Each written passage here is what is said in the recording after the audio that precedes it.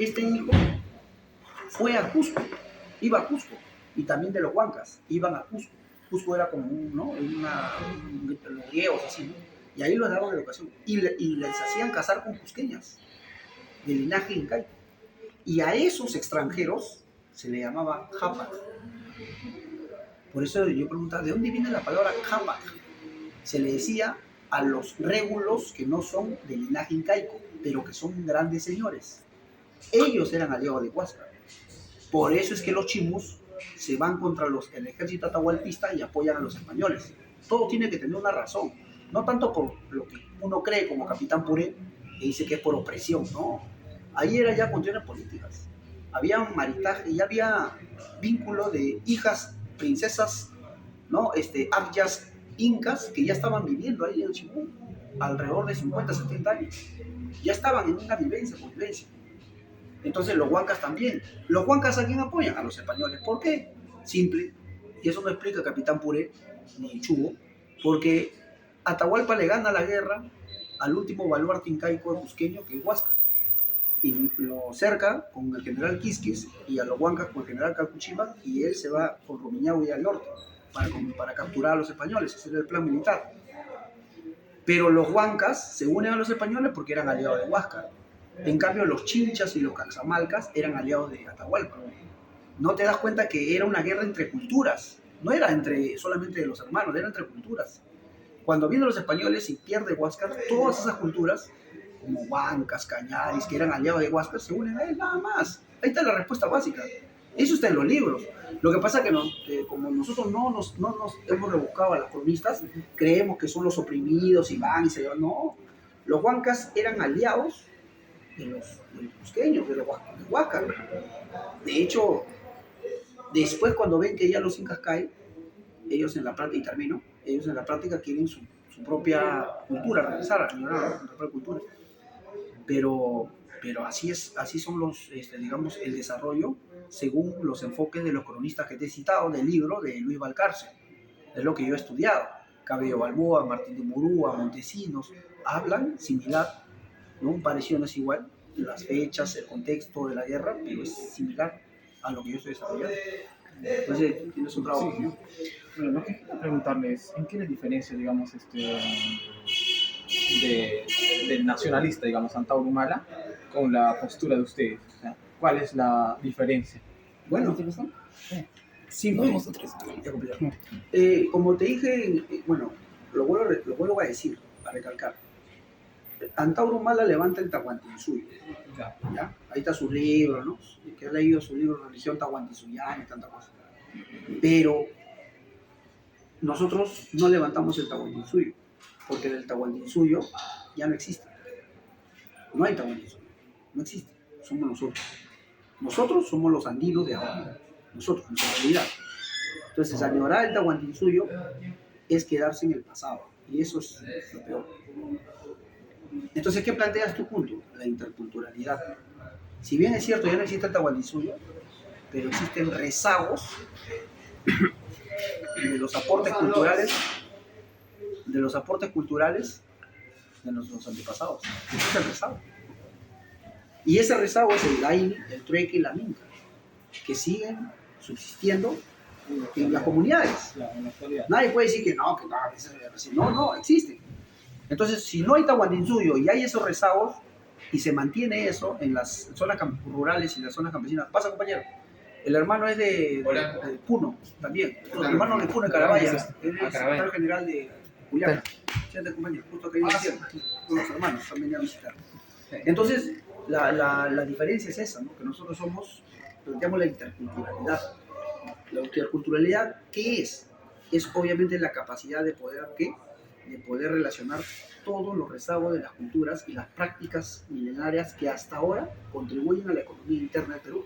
Ejemplo, los valles de los antiguos mochicas, como los huachaques o las zonas hidráulicas, que hasta ahora los siguen utilizando los arroceros, los que hacen el maíz, todo eso, en Cumbimayo, en Cajamarca, lo siguen utilizando.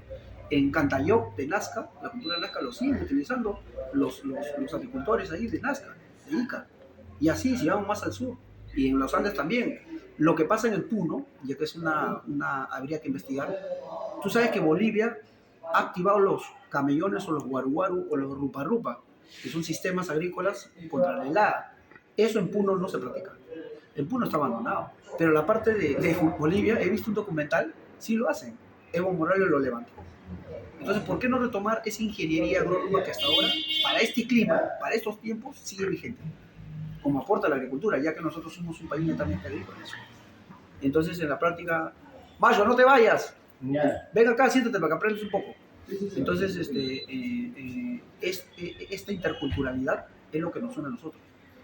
¿Por qué discrepamos con Antauro? Porque él habla del incanato. Y ese es un error, tú bien lo has dicho.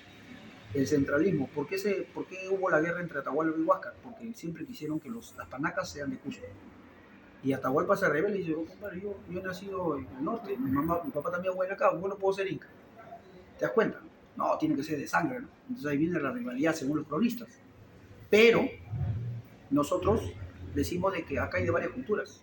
Por ejemplo, tú no eres cusqueño, el hermano de ese de otra región, es de Puno. Entonces yo, si fuera Antauro, diría que todos ustedes se sometan al Tahuantinsuyo, al incanato, al nuevo Tahuantinsuyo del siglo XXI, y ese es un fracaso porque los estoy oprimiendo, les estoy quitando su libertad cultural, su libertad de costumbres. Igual yo he nacido en Lima, mi padre es chanca y cusqueño. En este caso yo soy una controversia porque los dos tenían guerra. Entonces, lo que se tiene que rescatar ahora no es el Tahuantinsuyo, se tiene que rescatar todas las culturas por iguales. Todas han aportado. Todas han aportado. Los chimbús han aportado, los incas han aportado, los chancas. Ahora que han salido más culturas antiguas como Caral, Marañón, Miravalle, son culturas antiguas, 5.500 años han salido. Se tiene que aportar. Esa es la diferencia. Nosotros planteamos la interculturalidad en este siglo XXI con todos los pueblos originarios. Todos esos. ¿Sí? Y termino. Pulgar Vidal decía que nosotros con la herbolaria que tenemos y desconocemos, que solamente conocemos el 0.10%, tanta herbolaria al 100%, hace rato nosotros estaríamos bien, bien sanos por lo medicinal de nuestras hierbas. Pero sin embargo surge la bioprospección. ¿Qué es la bioprospección? Son piratas, turistas que vienen, roban información a los pueblos originarios de distintas hierbas, plantas. Ellos sí adquieren conocimiento, se lo llevan a las grandes farmacéuticas y sacan pastillas de eso. Entonces eso es importante, la interculturalidad. Pero eso es lo que acaba de comentar. Nadie la controla, ellos ingresan y cualquier especie que hay en la selva se lo agarran y empiezan a llevar al laboratorio y el producto es las pastillas. ¿Y eso nadie lo controla? Lo peor que en China tú haces eso, te meten cadena perpetua. Si tú te llevas alguna semilla, es traición a la patria. Acá en Perú, compadre, se lo llevan como si nada.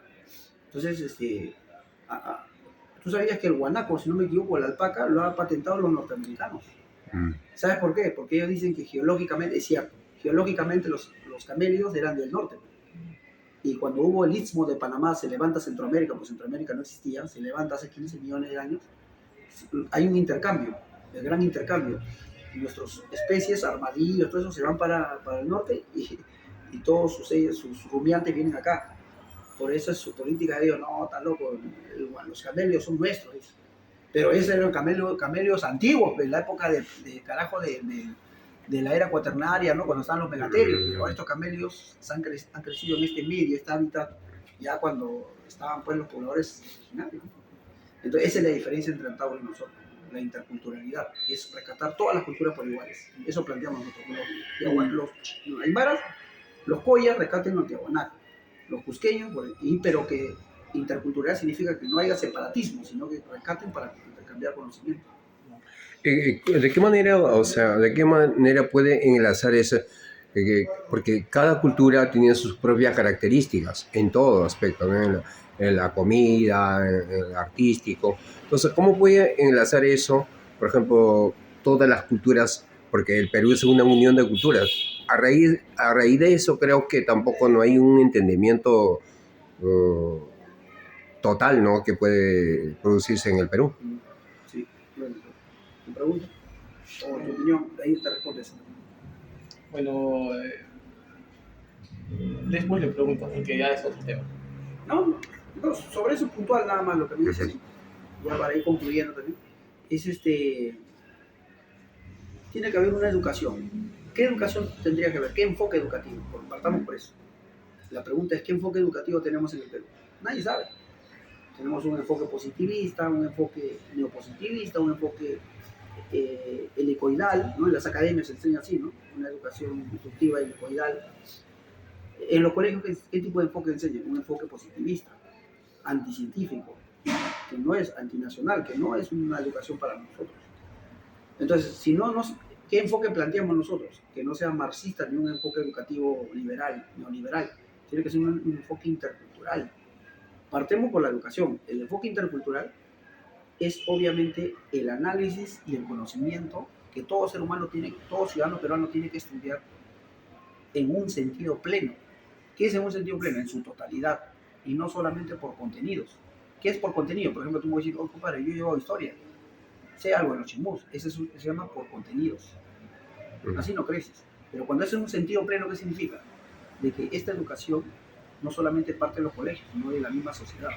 Entonces, todos los peruanos tendrían que tener acceso a la agricultura, desde pequeñitos, como hacen los asiáticos, acceso a saber sembrar, a saber reconocer la planta nativa de cada región, y eso va a revalorar para que este ciudadano pueda valorar lo que tiene, reconocer su geografía. Nosotros somos producto de la agricultura, como cultura, culturalmente hablando, somos producto de la agricultura, todas las culturas, ni una se escapa. Entonces, la educación intercultural, digamos, debería partir con la enseñanza de la agricultura desde niñito, de los 3 años, 4 años. ¿Dónde se practica eso? En China. Yo hice un ensayo sobre eso, la educación intercultural, en la universidad, lo presenté. Pero en el Perú eso, yo veo que no se practica. No, nada, pues. Porque hoy por hoy más se van, digamos, desarrollándose ya en otros ámbitos y tienen otros pensamientos, ¿no? Claro. Obviamente apuntan al globalismo. Así es. Entonces, olvidando quizás sus raíces, su cultura, y de cierta forma fomentan, ¿no? Al año 2, 3 veces, con algunas actividades. Así es costumbre, ¿no? Pero obviamente, pues, eso, o sea, la educación fundamental, y esto tiene que ir en un plan de gobierno si planteamos una relación política con un tipo de economía, una economía sostenible, ¿no? Con unas políticas que caramba vayan en coherencia con la educación que planteas, el tipo de sistema social que planteas, ¿no? Y obviamente, pues, la interculturalidad hoy en día, pues, es muy importante, ¿no? Porque, como te digo, somos tantas culturas que hoy en día las pequeñas empresas y las microempresas que mueven su economía necesitan o se sostienen en base a la producción agrícola de ese entorno. Sino como un ambulante que vende plástico se desarrolla en Puno, o un microempresario, o una persona que tiene camioneta o minera, sino es a través de la alimentación agrícola. No están trayendo comida de Lima o de Estados Unidos. Yo cada vez que voy veo a los camioneros, fuimos a Culiacán, hay pues, ¿no? Salchipaperías, salitas, pero también está su sopa, sus platos típicos. ¿Te das cuenta? Entonces, la gente del campo, ¿qué come? No va a comer salchipapa, no tiene plata. Siempre está comiendo sus cosas típicas. Entonces, y eso vota a microempresarios, porque del pobre uno se lanza para hacer algo en la vida y surge como pequeño ambulante, como empresario, después como clase media. Entonces, ellos, ¿producto de qué? Producto de la revolución agrícola que hasta ahora se mantiene. Si no, seríamos iguales, ¿no? No es igual. En cada región es así. Y en el tema ganadero, pasando eso, porque, claro, mira, lo que tengo entendido, no viendo la realidad, en estos últimos años mayormente veo la migración de la población campesina hacia la ciudad, ya tanto los agricultores como también los ganaderos, al menos en Puno es lo que yo veo. Mayor parte de las personas se dedican a otros trabajos, ¿no? A la minería, al negocio, a otros temas, dejando de lado el tema ganadero, la agricultura. Bueno, ¿por qué? Porque en Puno, durante estos últimos años había una sequía terrible, catastrófica, el cual azotó a mayor parte de los alpaqueros y como también de los agricultores, el cual ha hecho de que migren a la ciudad. Y si nosotros vamos en la actualidad al campo, vamos a encontrar personas de edades inmemoriales, ¿no? Ancianitos, y los jóvenes ya no están en el campo. Claro, es un envejecimiento demográfico, pero justamente ese es el tema, ¿no? De la educación intercultural. ¿Sabes por qué no hay? Porque los niños no tienen esa educación, no tienen esa educación. Hasta 1990 se mantenía esa educación donde el joven todavía quedaba en el campo. Y mira cómo no sea urge la educación intercultural para que los niños de pequeño aprendan a valorar el lugar donde viven y el conocimiento que ellos tienen, el aporte y la ganancia capital que ellos tengan, lo inviertan en su pueblo. No solamente, nadie dice que no vayan a Europa, a Estados Unidos, que progresen, pero también que inviertan en su pueblo. Pero no hay esa parte, no hay esa conexión, porque no hay una educación intercultural. Por eso que los japoneses y los chinos, desde pequeño, de niñitos, ¿no? los hacen agricultores, los hacen sembrar, cocinar, reconocer las plantas y cosechar. ¿Y quién les enseña? Un chef, especialmente en hierbas y alimentos milenarios. Hay esa carrera en China. Y eso, por eso que mantienen su nacionalismo, ¿has visto? Su identidad. En cambio nosotros no, pues, nosotros ya la nueva generación, como tú dices, de Puno, se va a la ciudad y ahí nomás crea y lo del campo prácticamente se va aislando, ¿no? Claro. Y eso, tierra de cultivo, ¿para qué es? Para las grandes mineras, para carajo los traficantes de terrenos, ¿te das cuenta? Para eso, pues, y eso no debe ser, pues, compañero. Pero ¿usted cree que salvaría, digamos, para que siga, o salvaría, digamos, al sector ganadero y como también a la agricultura, esa educación que usted plantea? Porque en la actualidad, a lo que vemos, uno analiza, ¿por qué se van a la ciudad? No porque la fibra de la vaca está puesta a un precio mezquino, ¿no? Ya. La carne, pues, va por ahí. Y por lo tanto, la gente quiere, digamos, comer bien, alimentarse, educarse, y por eso migran a la ciudad, ¿no? Buscando otros trabajos, y los jóvenes decepcionados del campo se van a las minas, dejando la educación. Entonces, yo digo de que creo que es el problema, digamos, se tiene que trabajarse desde el gobierno. Es que un alpaquero percibe, digamos, más o menos 150 al mes, o a lo mejor menos. Entonces, con eso, imposible, podemos buscar la educación. Es que mira, todo está relacionado. Así como se plantea una educación intercultural, se plantea una economía sostenible. Hoy en día, los jóvenes no abandonan porque la educación intercultural sea un fracaso, porque no se ha practicado nunca. Es una propuesta, es una revolución, se podría decir, de este nuevo paradigma, ¿no? este modelo económico. Entonces, el modelo económico que se debe plantear acá es un modelo económico de economía mixta, sostenible, donde el Estado le dé participación a las pequeñas empresas, a las microempresas, a los comuneros, a los agricultores, para que puedan exportar sus alimentos. Una vez que la gente del campo pueda exportar sus alimentos, con la facilidad de que el Estado pueda, a través de la promoción, ¿me entiendes? ¿No? A través de hacerle participar con medianas empresas, de recibir, digamos, charlas informativas, empresariales, de gestión, de cómo generar valor agregado a su producto y no vender solamente papá o yuco, solamente en bruto. Obviamente, previo el Ministerio de Ciencia y Tecnología, que es lo que necesitamos.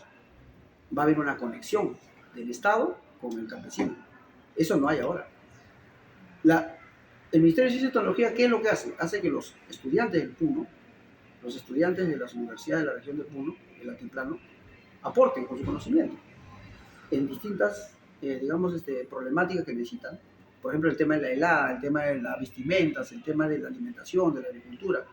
No solamente el tema de lo que estamos haciendo ahora, insertarnos en la tercera actividad económica que es la de servicio, comercio y turismo, porque eso estamos todos, hasta en Lima también, todos o son comerciantes, o trabajas en servicio, o eres carambas turismo o transporte, nada más. Entonces cierro con esto.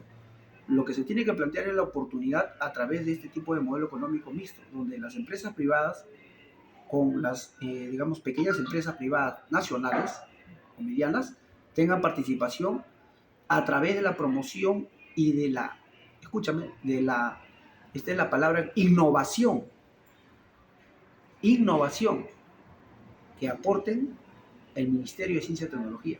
¿Y quiénes están metidos ahí? Están los mejores hijos del pueblo de Puno, de Carabaya, ¿no? De las universidades, entonces aportan ahí. Y ellos, por ejemplo, sí, pues no he visto que en la tierra de mi abuelo pues, no hay regadío, por eso la gente se va. No hay, entonces, ¿qué podemos hacer? Promoción, ¿ves? O sea, le das valor agregado al producto. Y el turismo también. O sea, sirve la conexión, eso es lo que no hay, por eso están abandonándolo, porque no hay conexión. El joven no le ve ningún interés, el joven puro no le ve ningún interés en el campo, porque más es ganar plata, pues está pensando en eso, ¿cierto? Ganar en la mina, que solucionar sus problemas rápido, está muriendo de hambre. Pero no hay, el Estado no tiene participación ahí, pues, y ahí es donde tiene que entrar el Estado, a través del Ministerio de Ciencia y Tecnología. ¿No? Ahí, para que este joven aporte su conocimiento y obviamente, pues, el Estado también, obviamente, recoja los conocimientos del joven y aporte en este joven que se vuelve empresario. Porque este joven, digamos, soluciona un problema del clima en Puno. Y este joven tiene que ser reconocido. Su empresa o las empresas, ¿para qué? Para que este tipo de desarrollo, de control climático, pueda servir en otros países que tengan esos problemas climáticos. Se le promociona, ¿ves? Eso hace China. China hace eso con los inventores, China hace eso con los científicos, China hace con sus políticos, con sus científicos, lo mejor de ellos, invierte en ellos. Les da oportunidad para que trabajen en otras actividades económicas. ¿Te das cuenta? Eso sería. Bueno, para finiquitar quería preguntarle, ¿usted está de acuerdo con el fusilamiento que plantea Antauro Humala? ¿Ustedes comparten esa idea, ese planteamiento? Mira, Antauro Humala ha demostrado que es pura boca. El hombre ha planteado que va a venir con 500.000 soldados, ¿no? Hoy en día el señor políticamente se ha enterrado, ¿no? Reconociendo a Dina Boluarte. Entonces, que él diga que va a fusilar, también Keiko lo dice. Keiko dice pena de muerte. Entonces no se trata de decirlo, se trata de ver quién quiere fusilar, quién está levantando la pena de muerte. Entonces si un corrupto dice pena de muerte, vamos a apoyarlo porque está con la pena de muerte, pero si ese corrupto, no importa, contar que lo diga, pero no sabes a quién la mete pena de muerte, no va a ser al delincuente, va a ser a sus opositores políticos. Igual Antauro dice, voy a fusilar. Uno, ¿cómo va a fusilar? Uno, tendría que primero salirse de la Corte Interamericana de Derechos Humanos, ¿correcto? Porque nosotros estamos con pactos internacionales, tratados. Entonces, ahí ya nomás hay una mentira, porque si se sale, ¿no? Estamos hablando de que nos van a declarar un país proscrito, ¿no? Y si hay países que no están en la Corte Interamericana de Derechos Humanos, no están. Por ejemplo, está Israel, Irán, Estados Unidos, no están. Pero son países de potencia, pues. Se achoran, ¿no? Normal, pues, ¿no? Pero y Perú, que va a ser un país paria, que va a fusilar. Y obviamente pues va a ser incontrolable. ¿Por qué? Porque si no hay derechos humanos, cualquiera puede desaparecer, mata, no pasa nada. No hay derechos humanos, pues. No hay, más claro, a nadie se le va a investigar por asesinato de lesa humanidad. Entonces el floro de fusilar a los delincuentes, a los políticos corruptos, es un cliché político que vende para que la gente incauta crea. No creo que ustedes crean que él va a fusilar a su hermano. Dice que va a ahorcarlo a Keiko con una soga. Dice. Él ha visto mucho a los hermanos Gutiérrez cuando lo colgaron, ¿no? En la etapa de la República, ¿no? Entonces, en pocas palabras, pura boca nomás, hermano. Entonces ustedes no comparten, digamos, ese planteamiento. Yo estoy de acuerdo con las leyes, pero que estas leyes se cumplan, ¿no? La lucha contra la corrupción, contra la inseguridad ciudadana, carajo, que se cumpla la libertad de derecho a la vivienda, derecho a la salud, a la educación, que no se da, ¿no? Algunos trolls acá en Lima dicen, ¿por qué quieres todo gratis? Nadie quiere gratis. Solamente las regiones lo único que quieren es una universidad, quieren un hospital de alta complejidad. ¿Eso es un pecado hacerlos? No, si eso va a beneficiar a la región. Pero así está, pues, en la realidad. Es la mentalidad de que no, porque tiene que hacerlo el Estado. Pero ellos no saben que el Estado somos todos nosotros. Entonces ahí viene el Milei, pues, ¿no? Ahora chistoso dice que va a cerrar todos los ministerios, la mayoría de los ministerios. Se va a quedar con 8 o 5, creo. ¿Y qué va a ocasionar eso? ¿Que va a solucionar la inflación? No. Él ha dicho ya, de acá a 2 años vamos a ver, poco a poco vamos a salir de la inflación. Pero no dijo que ni bien entraba como Porky, ni bien entraba ya a ser potencia mundial, ahí está el floro. Entonces eso, compañero, tratar de mirarlo por varios ángulos es floro, pues hermano, floro, ¿no? Ya la gente ya tiene que pisar tierra, ¿no? Bueno, gracias. Ya, compañero, Muchas chévere, gracias. compañero. Chévere. Una última pregunta. Sí. Desde un punto de vista político de la que usted tiene, ¿cuál sería su opinión de las rondas campesinas? Las rondas campesinas, de repente también ahí aportas algo más. Las rondas campesinas hoy en día son el sostén de las leyes de las comunidades campesinas que mantienen un tipo de disciplina y que gracias a esa disciplina es como una especie de barrera cultural que no se puedan desaparecer todavía estas costumbres milenarias, ¿no? Como el aine, el trueque, la minca, porque gracias a las rondas campesinas, gracias a los comuneros, a los comuneros, ganaderos, agricultores, no solo a las rondas, ellos son los que son los guardianes incondicionales de que hoy en día todavía no se pierda toda nuestra cultura, porque si no fueran por ellos, carajo, el nivel de organización que tienen las comunidades campesinas también, las rondas, hoy en día pues tendríamos un país donde los turistas nomás sabrían más de nuestro pasado que nosotros, porque son las rondas las que aplican un tipo de ley, ¿no? Comunitario, ancestral, y eso está por si acaso regulado en el Código Penal, ¿eh? Eso está regulado en la Constitución. Claro, no va a matar, ¿no? Pero sí tiene sus castigos, es parte de una tradición milenaria, que no lo han podido, digamos, quitar todavía. Entonces, las rondas campesinas generan una disciplina tradicional de los valores, la ética, aunque uno diga, no, pero agarra chicotazos, no, todavía se mantienen esos valores, ¿no? Lo que tú vienes en Lima, que en Lima sálvese quien pueda. En cambio, cuando uno se va a la comunidad campesina hay un nivel de organización. Y eso, pues, ellos han salido a protestar, ¿no? El centro y sur con más fuerza contra una dictadura también ayuda bastante, porque no se dejan engañar, ¿no? Entonces, sería. ¿Y alguna vez has participado en un encuentro de la ronda? Sí, bueno, rondas no, acá cuando vinieron a Lima, ¿no? Entrevistamos a ellos, tuvimos contacto con lo de Cajamarca, rondas campesinas. Sí, cierro. Ya. Y obviamente, pues, yo estoy en una comunidad campesina de la tierra de mi padre, allá en Antabama. Para ser comunero, tú tienes que vivir allá, si no, no te dan ¿no? Para que tú seas comunero, ¿no? Entonces, bien, compañeros. Okay. Gracias. Gracias. ¿Algo que querías aclarar, hermano, o no? Ya, Mañana hay listo. un encuentro de las rondas. ¿Así? ¿Dónde? ¿Acá? Trujillo. Para allá. Sí, lo encuentro. Estamos de pasada. Ronderos. A ver, invítale ahí en YouTube. Invítale, Ya, invita, ustedes pues. que son ronderos. Ya. Ya de repente El día de invita. mañana hay un encuentro, es el segundo encuentro de las rondas campesinas. Jóvenes ronderos en Trujillo y todos nos vamos ahí.